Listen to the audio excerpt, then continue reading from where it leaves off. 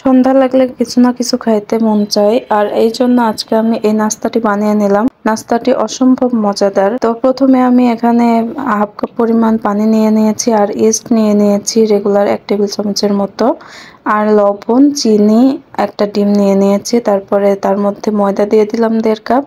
আর এখন এরকম একটি ডো তৈরি করে নিব। ডোটা খুব স্টিক হবে, আর একটু তেল মেখে আমি এখন রেস্টে রেখে দিব গরম জায়গায় এই ইস্টটা অ্যাক্টিভ হওয়ার জন্য। তারপরে এখানে আমি একটা হচ্ছে বোনলেস চিকেনটা আমি একটু সিদ্ধ করে নিয়েছিলাম গরম মশলা দিয়ে। এরপর সেটাকে আমি এরকম ঝুরঝুরা করে কাঁটা চামচ দিয়ে ঝুরি করে নিলাম। তারপরে এখানে কড়াইয়ে তেল, তারপরে অন্যান্য যে মশলাগুলো সয়া সস দিয়ে, আদা রসুন বাটা দিয়ে, কিছু চিলি ফ্লেক্স দিয়ে আর কর্নফ্লাওয়ার পানি দিয়ে মিশিয়ে দিয়েছি। ওইটা একটা সুন্দর পুর তৈরি করে নিলাম, খুবই মজাদার পুরটা।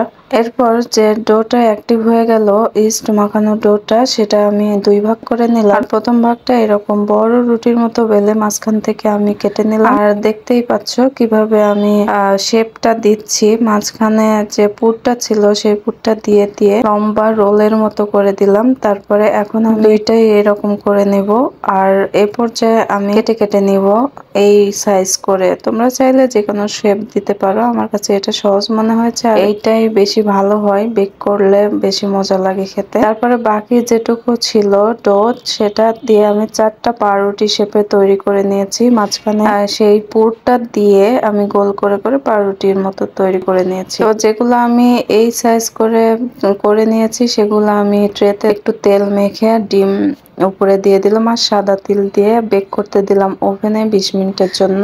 আর এখানে আমি যে 4টা পাউরুটি বানিয়ে রেখেছিলাম সেটা আমি তেলে ফ্রাই করে নেব এরকম করে। দেখতে পাচ্ছ কি সুন্দর ফুলে গেছে, আর এটা ওভেনে বেক হয়ে যাচ্ছে। 20 মিনিট লাগছে আমার, আর 180 ডিগ্রি সেলসিয়াস তাপমাত্রায়। তারপরে এখানে সুন্দর করে ভেজে নিলাম, এটা অল্প আছে লাল লাল করে। আচ্ছা, তোমাদের কাছে একটা টুইস্ট রেখে যাই, এই পুরো রেসিপিতে আমি কি ভুল করেছি তোমরা একটু কমেন্টে জানিও যদি ধরতে পারো। যারা আমার এই ভুলটি ধরে কমেন্টে জানাতে পারবে তাদের জন্য রয়েছে আমার পক্ষ থেকে স্পেশাল গিফট। তো যাই হোক, এখন রেডি টু সার্ভ। দেখতেই পাচ্ছ কি সুন্দর হয়েছে, ভিতরটা কি লোভনীয় হয়েছে, আর এটাও বেশ হয়েছে সুন্দর, মাশাআল্লাহ। খেতে কিন্তু অসম্ভব মজাদার হয়েছিল। তোমরা চাইলে এভাবে বানিয়ে খেতে পারো। টিল দেন, আল্লাহ হাফেজ।